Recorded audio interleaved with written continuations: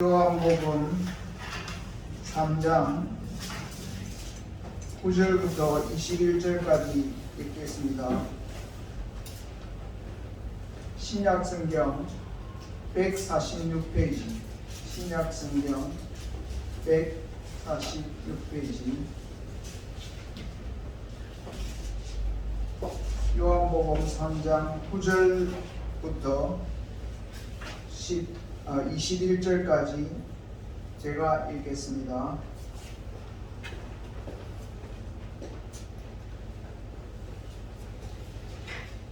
(9절입니다) 니고데모가 대답하여 이르되 어찌 그러한 일이 있을 수 있나이까? 예수께서 그에게 대답하여 이르시되 너는 이스라엘의 선생으로서 이러한 것들을 알지 못하느냐? 진실로 진실로 내게 이르노니 우리는 아는 것을 말하고 본 것을 증언하노라. 그러나 너희가 우리의 증언을 받지 아니하는도다. 내가 땅의 일을 말하여도 너희가 믿지 아니하거든 하물며 하늘의 일을 말하면 어떻게 믿겠느냐? 하늘에서 내려온 자 곧 인자 외에는 하늘에 올라간 자가 없느니라. 모세가 광야에서 뱀을 든 것 같이 인자도 들려야 하리니 이는 그를 믿는 자마다 영생을 얻게 하려 하심이니라. 하나님이 세상을 이처럼 사랑하사 독생자를 주셨으니 이는 그를 믿는 자마다 멸망하지 않고 영생을 얻게 하려 하심이라. 하나님이 그 아들을 세상에 보내신 것은 세상을 심판하려 하심이 아니요 그로 말미암아 세상이 구원을 받게 하려 하심이라. 그를 믿는 자는 심판을 받지 아니하는 것이요 믿지 아니하는 자는 하나님의 독생자의 이름을 믿지 아니하므로 벌써 심판을 받은 것이니라. 그 정죄는 이것이니 곧 빛이 세상에 왔으되 사람들이 자기 행위가 악함으로 빛보다 어두움을 더 사랑한 것이니라.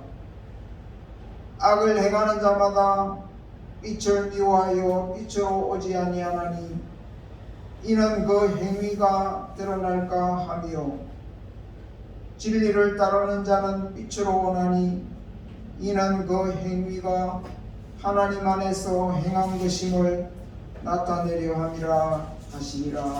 아멘. 오늘은 하나님께서 독생자를 이 세상에 보내신 뜻이 무엇이냐? 그래서 독생자를 보내신 하나님의 뜻, 이런 제목으로 말씀드리겠습니다. 우리가 3장 1절부터 8절까지 있는 말씀을 통해서 유대인의 지도자 니고데모가 밤에 예수님을 찾아와서 예수님을 선생은 하늘로서 오신 분임을 내가 압니다 하면서 하늘로부터 오지 아니하셨다면 이런 기적을 아무도 행할 수 없습니다. 이렇게 말했을 때 예수님께서 단호히 말씀하셨습니다. 사람이 거듭나지 아니하면 하나님의 나라를 볼 수 없느니라. 그렇게 말씀하셨습니다. 그때 니고데모가 사람이 어떻게 거듭날 수 있습니까? 모태에 들어갔다가 다시 날 수 있습니까? 그렇게 질문했을 때 예수님께서 사람이 물과 성령으로 거듭나지 아니하면 하나님 나라에 들어갈 수 없느니라. 그렇게 말씀하셨습니다. 그래서 물은 우리의 죄를 깨닫고 하나님 앞에 회개하는 표로서 받은 요한이 준 그 물세례, 그것을 대표한다 했습니다. 그리고 성령은, 물과 성령이라 했는데 성령은 뭐라 했죠? 세례 요한이 말했듯이 내 뒤에 오시는 이는 성령으로 세례를 주시리라. 그래서 성령의 세례는 예수님께서 우리에게 주시는 세례인데, 어떤 세례냐 하면 예수님을 믿음으로 죄사함을 받은 예수님을 믿고 죄사함을 받은 표로서 예수님께서 우리에게 성령의 세례를 주십니다.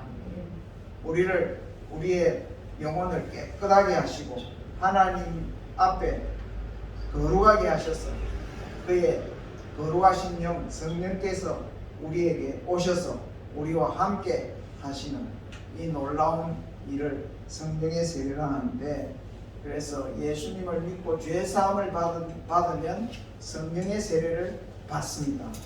그래서 우리가 이렇게 물과 성령으로 거듭나지 아니하면 하나님의 나라에 들어갈 수 없다. 예수님께서 그렇게 말씀하셨죠. 그러나 참 니고데모는 예수님이 하신 이 말씀을 참 이해하기가 어려웠습니다. 그래서 예수님은 니고데모에게 뭐라고 하셨습니까? 바람이 임의로 불매 그 소리를 내가 들어도 어디서 와서 어디로 가는지 알지 못하는 것처럼 성령으로 난 사람도 그러하니라.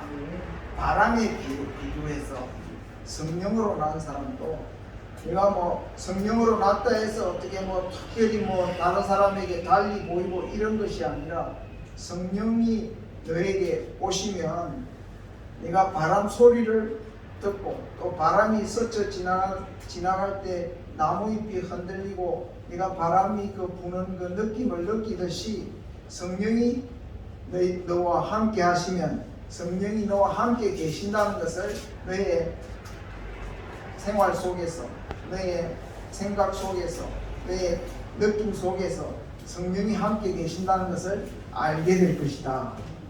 그렇게 말씀을 하신 것입니다. 그때에 이제 니고데모의 그 의문이 풀렸겠습니까? 안 풀렸겠습니까? 예수님의 하시는 말씀을 듣고는 니고데모가 또 질문했습니다. 어찌 그러한 일이 있을 수 있나이까?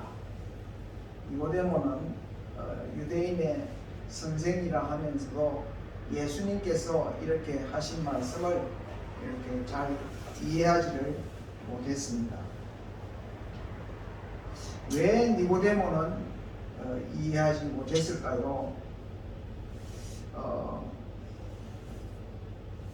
니고데모가 성경을 몰랐을까요? 성경을 잘 알았습니다. 성경에서 지금까지 선지자들과 또 세례 요한, 그리고 자기 앞에 계시는 예수님께서 자기 니고데모에게 이렇게 말씀하시는 말씀을 들었을 때 별로 믿을만하지 못한데, 그랬기 때문에 이해하지 못한다 했을까요? 요즘 우리 가짜뉴스가 엄청 많잖아요. 그래서 어떤 가짜뉴스를 들을 때에 이게 믿을만하지 못하다 생각하면 우리가 안 믿잖아요. 그러나 선지자의 증언과 세례 요한의 증언과 예수님의 증언이 믿을만하지 못하기 때문에 믿지 않고 이해를 못한다 했을까요? 아닙니다. 거기 예수님께서 이렇게 말씀했습니다. 진실로 진실로 내게 이르노니 우리는 아는 것을 말하고 본 것을 증언하노라. 예수님이 선지자들과 함께 또 세례 요한과 함께 이렇게 지금까지 증언하셨는데, 그 증언은 참되다는 것입니다. 우리는 우리의 아는 것을 말하고 우리의 본 것을 증언한다. 확실한 말씀이다. 이렇게 말씀하십니다. 그렇다면 왜 니고데모는 이 말씀을 이해하지 못했을까요? 이 말씀이 어려워서일까요? 이해하기 어려워서일까요? 예수님께서는 이렇게 말씀하셨습니다. 내가 땅의 일을 말하여도 너희가 믿지 아니하거든 하물며 하늘의 일을 말하면 어떻게 믿겠느냐. 내가 지금 너에게 전언한 이 말은 하나님 나라의 일을 말하였지만은, 그러나 그 하나님의 나라의 일을 땅의 일에 빗대어서 땅의 일을 들어서 땅의 일을 가지고 네가 이해할 만하게 이야기했느니라, 이런 말씀입니다. 그러니까 우리 예수님은 하나님 나라의 일을, 하늘의 일을 우리에게 말씀하시는 분이시지만, 그러나 우리가 이해하지 못하도록 어렵게 또는 이상한 것은 말로 이렇게 전혀 이해하지 못하도록 우리에게 그냥 불쑥 말씀하시는 분이 아니고, 어떻게 하면 우리가 그 말씀을 이해할 수 있을까? 어떻게 하면 우리가 우리의 짧은 지식으로 또는 우리의 제한된 경험으로 또는 우리의 참 이러한 한계가 있는 이해로서라도 어떻게 하면 우리가 그 말씀을 이해할 수 있을까 해서 하늘의 일을 말씀하시지만 땅의 일들을 가지고 하늘의 일을 말씀하셨다는 겁니다. 그렇기 때문에 니고데모가 아주 이 말씀이 어렵기 때문에 나는 이해 못하겠다, 그런 말도 핑계가 될 수가 없는 것이죠. 그렇다면 니고데모에게 이렇게 말씀하시는 예수님의 권위가 부족해서 니고데모가 이해하지 못한다, 믿지 못하겠다, 그렇게 말했을까요? 아닙니다. 그것도 아닙니다. 예수님께서 뭐라고 말씀하셨느냐 하면은 하늘에서 내려온 자 곧 인자 외에는 하늘에 올라간 자가 없느니라, 이렇게 말씀했습니다. 예수님은 여기 인자라고 말씀하시는데 예수님은 하늘에 계셨던 분이죠. 그리고 하늘에 계셨던 분이 지금 하늘에서 내려온 분이잖아요.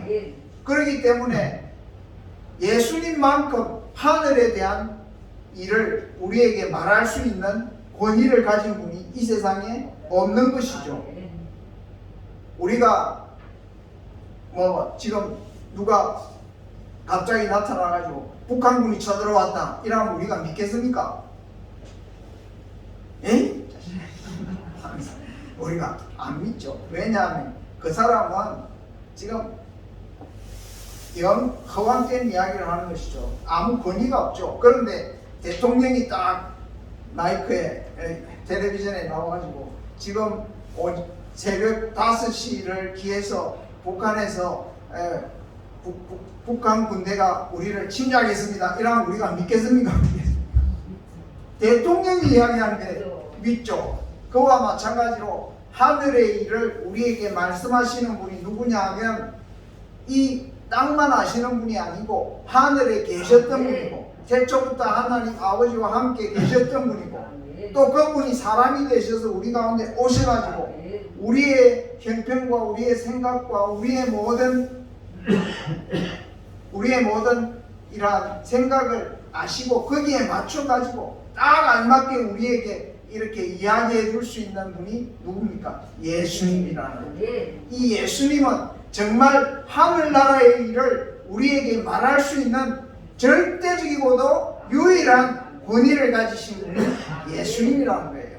그렇기 때문에 예수님의 이 말씀을 그냥 믿지 못하겠다 이렇게 말하는 것은 지금 예수님의 아주 적극적인 이 정언을 무시하는 것과 마찬가지다.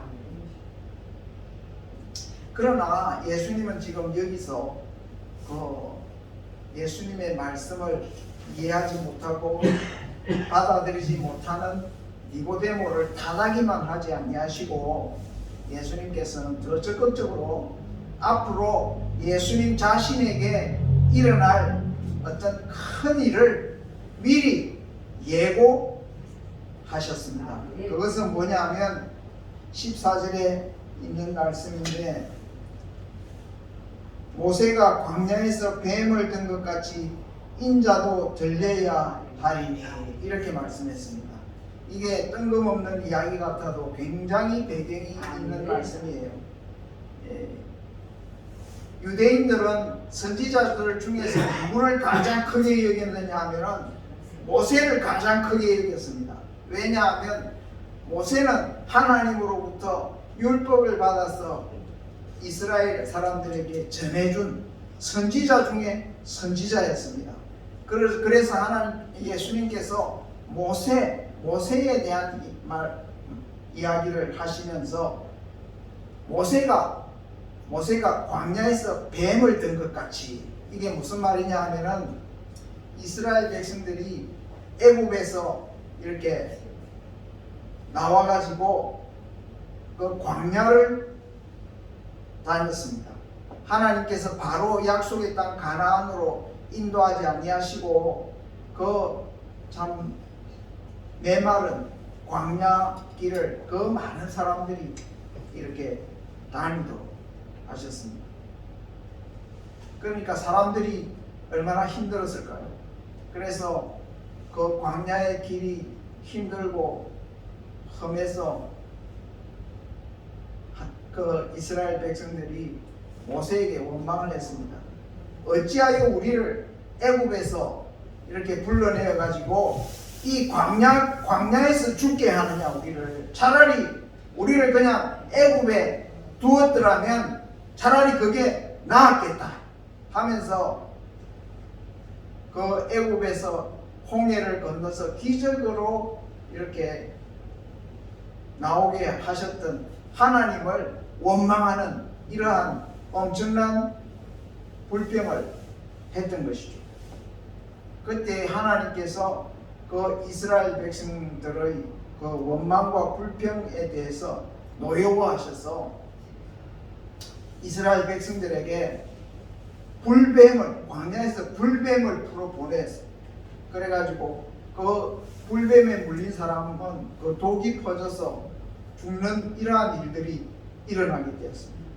계속해서 사람들이 불뱀에 물려 죽어가는데, 그때에야 이스라엘 백성들이 하나님, 우리를 이렇게 사랑하셔서 애굽에서 우리를 건져주신 하나님을 우리가 믿지 못하고 광야길에서 힘들다고 하나님을 불평했던 우리의 죄를 하나님, 우리가 잘못했으니 용서해 주옵소서 하면서 모세에게 하나님께 우리를 용서해 달라고 기도하라고 그렇게 했습니다. 그때에 모세가 하나님 앞에 이 백성을 불쌍히 여겨달라고 하나님께 기도를 하니까 하나님께서 불뱀을 만들어서 장대에 달아 그 뱀을 높이 쳐들고, 그 백성들이 불뱀에 물린 자마다 그 장대에 달린 그 뱀을 쳐다보기만 하면 쳐다보는 자마다 다 살게 되리라, 이렇게 말씀을 하신 거예요. 그래서 그 불뱀에 물려 죽어가는 사람들이 그 모세가 공중에 높이 단 그 노스로 만든 그 불뱀을 쳐다보았을 때 다 그 불뱀에 물려서도 죽지 아니하고 그 사람들이 다 회복되고 살아났다 하는 것이 이 이야기입니다. 예수님께서 이 말씀을 하시면서 여기 뭐라고 하셨느냐 하면은 14절에 모세가 광야에서 뱀을 든 것 같이 인자도 들려야 하리니, 인자는 예수님이죠. 인자도 들려야 하리니, 이것은 무엇을 말씀하셨느냐 하면은 예수님께서도 이 십자가에 못 박혀서 그 나무에 달려 공중에 높이 달리게 되실 것을 예고하신 것입니다. 그래서 십자가에 못 박히신 예수님을 바라보는 자마다 죄 용서함을 받고 멸망하지 아니하고 영생을 얻을 수 있도록 죽지 아니하고 영원히 사는 영생을 얻을 수 있도록 하게 하시려고 우리 하나님께서 그 인자도 들려야 하리라, 죽어야 하리라, 못 박혀서 공중에 달려야 하리라. 그렇게 하지 않으면 안 된다. 너희를 살리기 위해서, 너희에게 영생을 주시기 위해서 이렇게 인자도 들려야 하리라, 이렇게 말씀하신 것입니다. 이거 몇 마디 안 되는 말씀이지만 굉장히 의미가 깊죠. 그래서 우리가 이 세상에서 살아가는 우리들도 마치 불뱀에 물린 사람처럼 우리가 죄에 물려가지고 그 죄의 독이 우리 몸에 점점 퍼져서 나중에는 영원한 멸망에 이를 수밖에 없는 그런 형편에 지금 우리가 있는 거죠. 그런데 그런 죄로 죽을 인생들이 우리 죄를 위해서 십자가에 못 박혀서 높이 달리신 예수 그리스도를 믿고 바라보는 자는 마치 불뱀을 쳐다보고 살았던 사람들처럼 그 사람들이 예수님을 쳐다보면, 예수님을 믿으면, 예수님을 믿기 때문에 멸망하지 아니하고 영생을 얻게 될 것이다. 15절에 이는 그를 믿는 자마다 영생을 얻게 하려 하심이니라. 불뱀에 물린 사람들이 죽지 않는 것, 그것이 곧 무엇을 비유하는 것입니까? 예수님을 믿으면 죽지 않고 영원히 산다. 죽어도 다시 살아서 영원히 산다 하는 것을 말씀하고 있는 것입니다. 그래서 사람들이 예수님의 말씀을 들어도 이해하지 못하겠다, 예수님의 말씀을 들어도 믿지 못하겠다, 이런 사람들에게 예수님께서 이렇게 마지막으로 보여주시는 제일 큰 표적이 무엇이냐 하면은 예수님께서 친히 우리 죄를 담당하시고 십자가에 못 박혀 이렇게 달리신 후에 피를 흘리시고 그렇게 죽으셨지만은 그러나 3일에 다시 죽은 자 가운데서 다시 살아나심으로써 영원한 생명의 길을 우리에게 주셨다 하는 것입니다. 그렇기 때문에 예수님의 십자가의 죽으심과 그 부활은 우리가 예수님이 하나님이 보내신 참 우리의 구원자가 되시고 하나님의 아들이심을 우리가 확실히 믿을 수 있는 이 세상에서 가장 큰 표적이 된다는 것입니다. 그렇기 때문에 예수님의 말씀을 들어도 이해를 못하겠다, 예수님의 말씀이 어렵다, 예수님은 누구길래 이런 말씀을 하시나 이런 말을 하는 사람이라 할지라도 정말 자기의 죄를 위해서 십자가에 아무 죄도 없으신 예수님이 십자가에 못 박혀 피를 흘리시고 죽으신 그 예수님, 그리고 다시 죽은 자 가운데서 살아나신 그 예수님을 이렇게 알게 된다면, 믿게 된다면 더 이상 다른 표적을 구할 필요가 없고 그 예수님을 믿어서 영생을 얻게 될 것이라는 것입니다. 여러분, 지금 저는 설교 말씀에 지금 2년 동안 큰 주제가 있죠. 여러분, 제가 설교 말씀 할 때마다 드리는 말씀이 무엇입니까? 예수를 믿으면 죄 사함을 받고 영원한 생명을 얻습니다.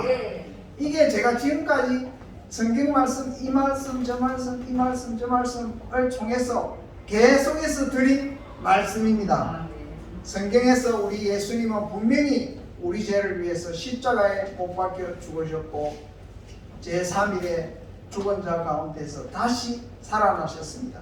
그렇기 때문에 성경에서 이렇게 말합니다. 십자가의 도가 멸망하는 자들에게는 미련한 것이지만 구원을 얻는 우리들에게는 하나님의 능력이로다. 하나님의 능력이. 그래서 예수님을 믿는 자는 그 믿음으로 구원과 영생을 얻는다는 것입니다. 이것이 하나님의 능력이라는 것입니다. 우리 사람들이 보기에는 십자가에 못 박혀 죽는 예수님이 너무나도 처참하고 너무나도 무력하고 너무나도 참 이렇게 이제 그게 전부인가 끝인가 이렇게 생각할 수 있을지 몰라도 우리의 죄를 없이 하시고 죄의 결과인 그 사망의 권세를 깨뜨리시는 그 일에 있어서는 예수님의 이런 죽으심과 부활이 곧 하나님의 능력이었다. 마귀의 권세를 멸하시고 우리를 죄에서 구원하시는 하나님의 능력이었다는 것입니다. 그렇기 때문에 우리가 이 예수 그리스도를 믿을 때에 우리가 구원을 얻는 것입니다. 우리는 이 예수님이 십자가에 죽으시는 이 모습을 통해서 우리는 하나님의 사랑을 깨닫습니다. 16절에 이렇게 말씀하셨습니다. 하나님이 세상을 이처럼 사랑하사 독생자를 주셨으니.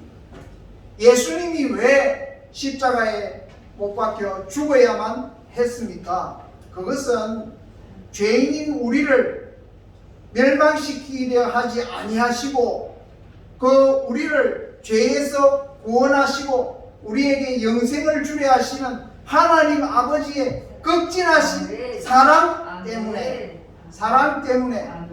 하나님께서 그의 하나밖에 없는 외아들 독생자를 주셨다는 것입니다. 여기서 주셨다는 말은 무슨 말입니까? 주셨다는 말은 내어주셨다는 말입니다. 내어주셨다. 하나님께서 하나밖에 없는 그 아들 예수님을 내어주셨다. 어디에? 죽음의 자리에 내어주셨다는 것입니다. 그래서 로마 군병이 예수님을 잡아서 골고다에까지 끌고 가가지고 십자가에 못을 박고 공중에 달아서 죽어갈 때까지 하나님께서는 예수님을 부활에 하지 아니하시고 그냥 그 죽음의 자리에 내어주셨다는 것입니다. 그렇게 예수님을 죽음의 자리에 내어주신 이유가 어디에 있습니까? 우리를 죄에서 구원하시기 위해서 그렇게 하셨다는 것입니다. 우리가 멸망받는 것을 원치 아니하시기 때문에 그것은 결국 아들을 주시기까지 우리를 사랑하셨기 때문에 하나님께서 이렇게 우리 예수님을 십자가에 못 박혀 돌아가시게 하셨다.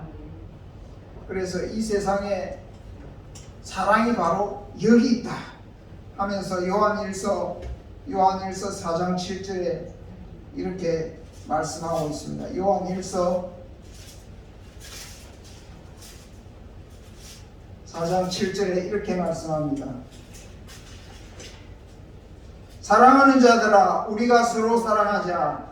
사랑은 하나님께 속한 것이니 사랑하는 자마다 하나님으로부터 나서 하나님을 알고 사랑하지 아니하는 자는 하나님을 알지 못하나니 이는 하나님은 사랑이심이라. 하나님의 사랑이 우리에게 이렇게 나타난 바 되었으니 하나님이 자기의 독생자를 세상에 보내심은 그로 말미암아 우리를 살리려 하심이라.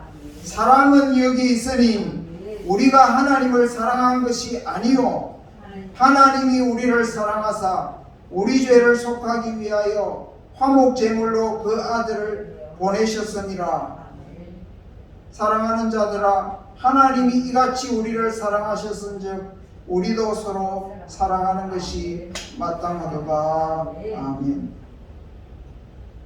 우리가 죄인 되었을 때 이 세상에 아무 가치도 없고 하나님 앞에 아무 쓸모도 없고 하나님을 오히려 대적하고 하나님을 원망하는 우리를 하나님께서 그냥 포기하지 아니하시고 버리지 아니하시고 멸망하게 그냥 내버려 두지 아니하시고 하나님의 가장 귀한 독생자를 죽는 데 내어주시기까지 우리를 구원하시려고 하셨고 우리를 사랑하셨다는 것입니다. 그렇기 때문에 예수 그리스도를 믿는다고 하는 것은 하나님의 사랑을 내가 깨닫고 그 사랑을 감사하고 받아들이는 것을 말합니다. 우리가 하나님의 독생자를 믿지 아니하면 하나님의 사랑을 거부한 것이 되고 결국은 어디에서도 우리는 구원을 받을 길이 없다는 것입니다. 그래서 믿으면 우리가 영생을 얻지만 믿지 아니하면 멸망에 이를 수밖에 없습니다. 그래서 오늘 우리는 예수 그리스도의 죽으심을 우리가 생각하면서 하나님이 날 같은 죄인을 그 아들을 아끼지 아니하시고 주시기까지 나를 사랑하셨다 하신 이 말씀을 마음에 생각하면서 하나님의 사랑하심을 입은 자라는 사실을 다시 한번 깊이 깨닫고 감사하는 여러분들이 되시기를 바랍니다. 하나님의 사랑을 깨닫는 거기에서부터 우리가 새 출발이 시작됩니다. 우리를 둘러싸고 있는 모든 죄의 권세, 어두움의 권세를 깨뜨리고 뛰쳐나올 수 있는 그러한 힘이 우리에게 주어지는 것입니다. 이 세상에서 그냥 어두움 가운데 죄의 생활 가운데 그냥 자포자기하고 그냥 거기에서 눌러 앉아가지고 그냥 죽기만을 기다리는 그런 인생이 아니라 하나님이 나를 사랑하신다 하는 것을 내가 깨닫는 순간에 갑자기 내 사지에 힘이 생기고 내 정신이 바로 바뀌게 되고 아이고 이렇게 있어서는 안 되겠구나. 하나님이 나를 사랑하시고 아들을 통해서 나를 구원하려 하시는 하나님이시구나 하면서 그 하나님을 향해서 뛰쳐 일어나서 하나님께로 나아가게 되는 것입니다.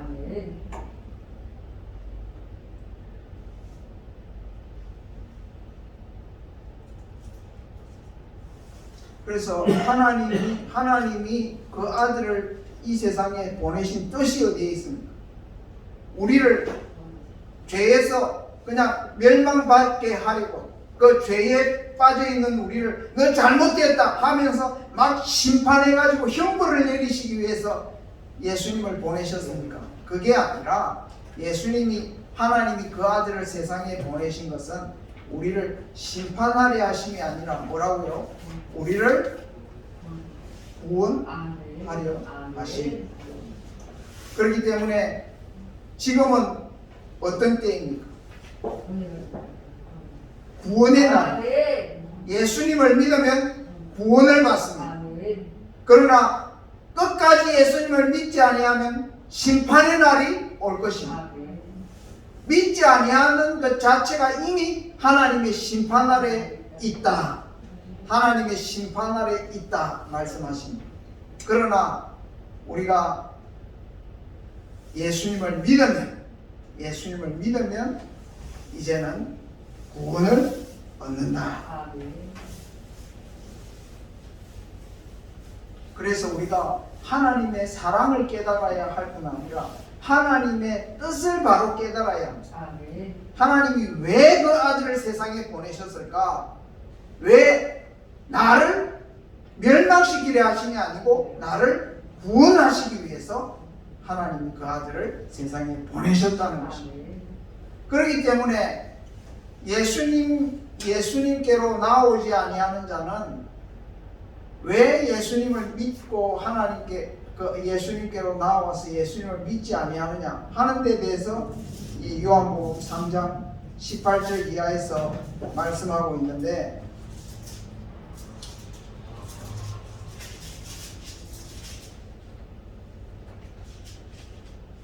그 정죄는 이것이니 곧 빛이 세상에 왔을 때 사람들이 자기 행위가 악함으로 빛보다 어두움을 사랑한 것이니라. 예수님이 이 세상의 빛인데, 빛이 세상에 왔는데 사람들이 자기가 지금까지 사는 이 어두움의 자리, 어두움의 생활, 이것을 그냥 더 좋아한다는 거예요. 그래서 빛으로 나오지 아니한다는 것입니다. 참 사람이라는 게 희한하죠. 구원의 길이 분명히 있는데도 구원의 길로 나오지 아니하고 그냥 그 자리에서 그냥 그대로 죽기를 더 원하는 거예요. 죽기를 원하지는 않겠지만 지금 그 어두움을 더 좋아한다는 거예요. 그 어두움에서 행하는 그 행위들을 더 즐긴다는 것입니다. 그 빛으로 나오면 지금 자기가 즐기고 있는 그 행위들이 다 드러나잖아요. 다 드러나서 그게 부끄러운 일이 되고, 그리고 그 일을 더 이상 즐기지 못하게 되니까 어두움을 즐기려고, 어두움의 행위들을 즐기려고 빛으로 나오지 아니한다. 예수님이 믿지 못할 뿐이어서 안 믿는 게 아니고 자기가 행한 악한 행위, 그것이 드러날까 해서 빛으로 나오지 아니한다. 그러나 참 진리를 따르는 자는 빛으로 오나니, 진리, 우리가 인생을 살면서 참된 진리를 따라야 하는데 진리를 따르는 자는 빛으로 오나니, 비록 자기가 죄를 지었을지라도 빛으로 나와서 하나님 앞에서 자기의 죄를 회개하고 고백하고 죄 용서를 구하면 하나님께서는 그 아들 예수 그리스도 안에서 우리의 죄를 늘 용서해 주시고 우리의 죄를 늘 사하시고 깨끗하게 해주시는 하나님이시죠. 그렇기 때문에 우리가 인생이 내가 비록 잘못하고 죄를 지었을지라도 그 죄 중에 계속 머물러 있으려고 하면은 망할 수밖에 없어. 그러나 내가 비록 죄를 지었을지라도 내 주 예수 그리스도께서 나의 죄를 위해서 십자가에 돌아가신 이 사실을 기억하고 하나님 앞에 나아가서 예수의 이름으로 죄 용서함을 구하면 언제든지 우리의 죄를 용서해 주시고 우리를 빛 가운데 거하게 하시는 하나님이십니다. 그러므로 우리가 이 세상을 살아가면서 우리가 실수하고 또 잘못을 범하고 하나님 보시기에 악한 일을 했다 하더라도 그것으로 인해서 아유 나는 안 돼 하고 포기하고 그냥 그 어두움에 눌러앉아 있으려 할 것이 아니라 우리가 그렇게 연약하고 우리 스스로는 죄를 이길 힘이 없는 줄을 아시고 하나님이 그 독생자를 십자가에 못 박혀 우리 죄를 대신해서 또 죽게 하셨다는 이 사실을 기억하고 나는 예수님 없으면 안 됩니다. 나는 주님의 도우심이 필요합니다. 나는 연약한 인생입니다. 나를 용서해 주시고 나를 다시 이 빛 안에 거하게 해주시고 나를 하나님의 진리의 길로 행하도록 도와주옵소서. 그렇게 하면서 늘 자신을 주님 앞에 내어놓고 빛으로 계속 빛으로 나오셔야 하는 것입니다. 그렇기 때문에 우리 주일마다 이렇게 예배 드릴 때 우리가 우리의 죄를 회개하고 하나님의 말씀을 듣고 다시 그 말씀으로 힘을 얻고 빛 안에서 우리는 살아갈 수 있게 하신 것입니다. 우리 하나님의 은혜를 감사해야 하겠습니다. 빛 가운데 사시고 하나님이 그 아들을 보내신 뜻은 곧 우리에게 영생을 주려 하시는 줄을 믿고 감사하시기 바랍니다. 다 같이 찬송하겠습니다. 찬송 294장.